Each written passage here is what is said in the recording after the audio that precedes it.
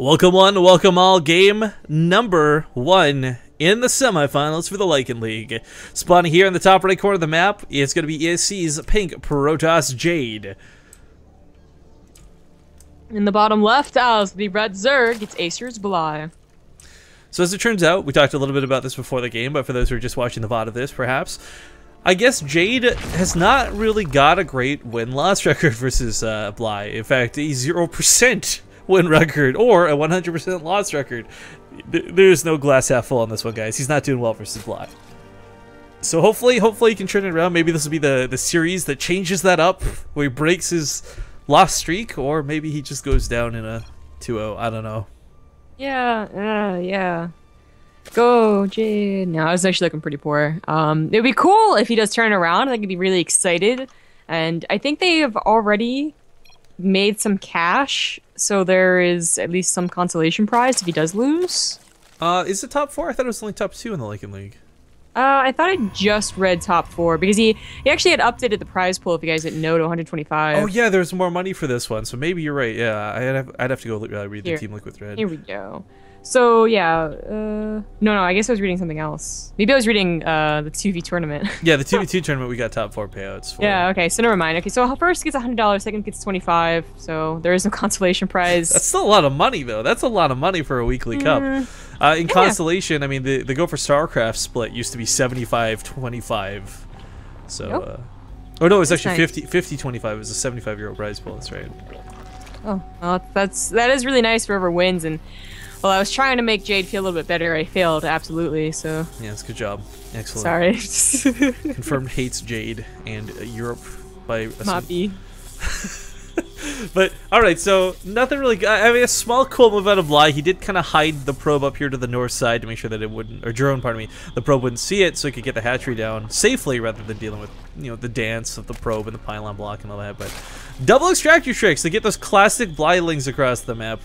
You know, there's a lot of players who will just do 2 for scouting, 4 for scouting. Is a little more common, I think, versus Protoss. But Bly is the guy who classically will send a lot of lings out very early. And, well, to go back to deal with the probe, so this will be a little. And the probe's blocking. Okay, so they won't get through. No. That kind of sucks. But you can always start chipping away the back rocks. Maybe Jade doesn't think about this. There's a chance that Bly catches him, you know, the probe really quick here. But no, looks like Jade's actually got this pretty well covered. And it looks like he'll get the probe too. This actually tends to get home safe and sound, but not today. Yeah. And he can start chewing on those back rocks, but only with 4 of the links. So. Well, big shoutouts to Army Hobbit, by the way. If you guys haven't already, give him a Tage clap in chat. Just resub for 8 months in a row. Nice. So the other 2 lings, one can park at the front, and that'll be useful unless your core doesn't bother taking it down. Another one can maybe take a Zelnaga or just patrol the most common spots for proxy pylons. Yeah, Expedition Lost is one of these really unique maps, we'll call it. It always sounds positive. Why did he give up on the rocks? There's nothing he can do as long as the probe is there. I guess he was hoping the probe wouldn't be there. Okay, well, he's still gonna get in with 2 lings. Yeah, 2 lings. Yeah. Well, this is gonna be a bit of. I guess that was worth it. You know, to get the dedicated scouting. True enough. True enough. I don't think that was a bad choice, but it was.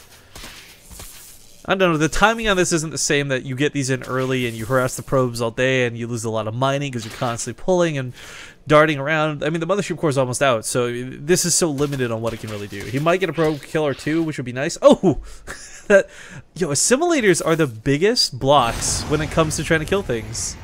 Yep. Yo, what are my blocks. shots? The Zerglings just now. Yeah. And this.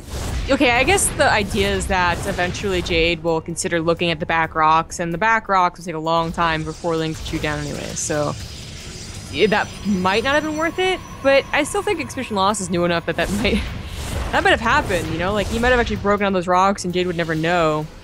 Although I think Protoss are taking the 3rd base below the rocks. Well, there's a chance, again, referencing back to the fact that apparently he's played like 10 series versus Bly recently and lost them all. I mean, it's chances that they've played this map at some point, and maybe this happened, maybe it's not, but on ladder, I'm pretty positive if he's hit Expedition Lost, it's probably happened at least once or twice. Probably.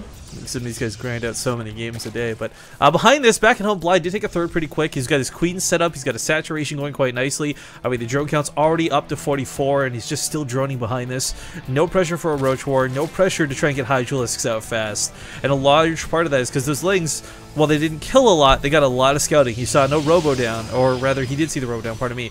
But he didn't see a Stargate. He didn't see 7 gates. He knew that there wasn't this big crazy all-in immediately knocking at his doorstep. So now as this Overlord sacrifices in with the other one, confirms that there's not 5 extra gateways down, he knows, okay, I'm still safe to drone for a few moments more. Yeah. Well, with Immortal Sentry all in, I'm guessing most pro gamer Zergs have the timings pretty got, you know? Like, he's gonna get like 2 more minutes so everything's up and ready. And I think he knows it's gonna be an Immortal Sentry all in. Desro and maybe one of the Protoss, I can't remember now, are the ones that I feel like go for Immortals as like a macro build. Again, it's not an Immortal all in, but it still could be a Colossus all in. Or it could actually be that macro build. It's just, you know, most Protosses do go for Blink macro builds or Stargate Opener macro builds. Well, Bly very quickly has a layer coming up. He'll be finishing in just a moment's time. And for us, the biggest thing to look for is, well, what does he go down? Aspire is very common to throw down even if you don't plan to invest in Mutalisks, just on the basis that a Mutalisk swap later on can sometimes be quite effective. But Bly's the guy who I feel, even if he is going Roach Hydra, we've been seeing a lot of these Zerg players kind of adapt the 8 Mutalisk openings where they can harass and just be a huge pain in the butts. But if he's going to dedicate hard to Roaches and Hydras, I mean, it's not surprising that this comes without upgrades, but it's definitely something he's going to need a little bit later on in the game. Yeah, I think the Spire is only if you're 100% confirmed they're going to macro, which I'm not sure Bly knows. I mean, he knows that the 4 gases have been taken, but, you know, seeing that Immortal was kind of suspicious, the gateways could have been in the back. He's going to check the 3rd now, the 3rd on top, which, yeah, I don't think Protoss is, well, Sigua or whatever took them last time. I don't know. Expedition lost. Sigua? Sigua? Who are we talking about now? The guy who played last night in WCS. Okay, Sigua. All right, I wasn't sure. Okay, close enough. Like, you said totally like Sigua, like Sigua. It wasn't totally off. It was still pretty close. Anyways, yeah, I think he took the one off to the top left, but I feel like it's gonna be stylistic as always, I suppose. But the one of them with the rocks seems closer, safer. Yeah, I don't know. Well, between the creep spread and the nice watchtower on that Ling, he saw this Warp Prism coming from very far away. He didn't quite know what was inside of it, though, and it was this. It is this hodgepodge amount of units that if he can get that sentry down, then maybe he force fields off that ramp. But Bly put a Spore Crawler down here forever ago, so unloading directly on it's not exactly easily done. But he will find himself with nothing to main to defend. Can he get that force field down on the ramp? I mean, a couple of Hydras is doable, but not if there's all of them. Good force field to keep the Warp Prism alive. Yeah. Kind of sucks losing the sentry. Had he actually got that off, I mean, that could have been quite good for damage, but Warp Prism will barely get out there alive. Now, there is a Spire coming up next, and I guess this is kind of the prediction of, oh, my opponent's got a 3rd, and he didn't go for the Immortal Sentry all, and he tried to do this weird drop, so maybe he can make Mutalisks work. But if nothing else, they're good at chasing down the Warp Prism. Yeah. Well, you brought up earlier the lack of upgrades, which are really coming into play. Like, if he was defending against an all-in, no matter what type it was, then okay, no upgrades, like, as long as you defend. But as the game goes on, the no upgrades will be, well, you know, bad, obviously. But, you know, without them right now, he has a very powerful army, and he has 2 locations that he can harass now that Jade's gonna have a very tough time dealing with. It is a lot of army. I mean, the value itself is quite high, but it's Lings, it's Hydras, it's Roaches. I feel without that Viper pull, without Corruptors or something, without that extra element to the army, it's going to be really hard to get through to those Colossus. Yeah. But he can, you know, the Lings go off to the natural, the Roach Hydra goes to the 3rd. He can spread them apart a little bit. But Bly's already on a 4th base. He's got all of his gases taken. He is looking toward that Muta switch, which I do not believe Jade has scouted. New. Yeah, so we do have this very awkward push. It does have a recall behind it, so if this gets really scary for Jade, he might just recall back to the natural and try to take the fight back home. But the force fields kind of misses. A bit awkward there. A couple more sentries coming in to try and keep this army back, but it does force that giant recall. And for Bly's sake, this is fantastic. Even if he loses all the Roaches and Lings, it saved his 4th. Yeah, well, it allowed him time to get those mutas. You know, if 19 mutas pop out into an attacking army, they probably die. It really depends on how many stalkers were in there, right? But if their army's back home and they're allowed to harass and have more time to get up to not 19, but 25, 30, 35, then they can start taking on big armies. Well, 5 bases deep and Mutalisks on the way. I'm kind of surprised to see more Lings coming out with the amount of Colossus, but again, this is something where, because he doesn't exactly have Hive Tech, he's kind of got to make do with what he's got. And what he's got might be able to harass, might be able to base trade. We'll see what he does. There's, I mean, this big murder of Mutalisks up here to the north. And looks like these probes are pretty much gone. There's no recalling into this one. Like, he's got to go for it. And, yo, in chat a few moments ago, everyone was joking about spamming base trade, but now's the time to do it, guys. Base trades in chat, because looks to be the case. Lings flooding over here to the 3rd base. Mutas are going to pick off the Cyber Core to make sure no more Stalkers warp, and this is a great choice out of Bly. And if he can shut down that Blink as well, which I predict he will, then there's just no way for Jade to tango.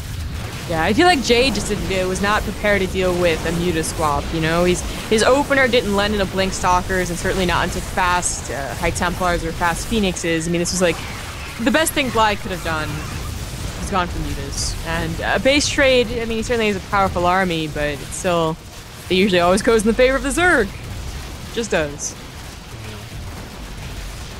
Especially when the Zerg has this many more units over his opponent. I mean, for Jade's sake, did he get any probes out? Yeah, he's got 1 probe with a pylon down here, so maybe this gets awkward and funny, but there's so many Mutalisks for Bly, just the mobility factor alone. Actually, the recall goes off to come back home.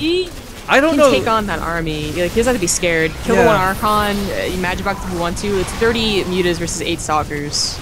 I mean, and the thing too is he lost the ability to reproduce Stalkers. The Mutas are incredibly low, but even with the Guardian Shield up, the Stalkers just aren't holding, and the Hydra's kind of being funneled into death are funny to watch, but ultimately irrelevant because the last few Stalkers go down and Jade is going to fall. Congratulations to Bly, he'll take game number 1. But yo,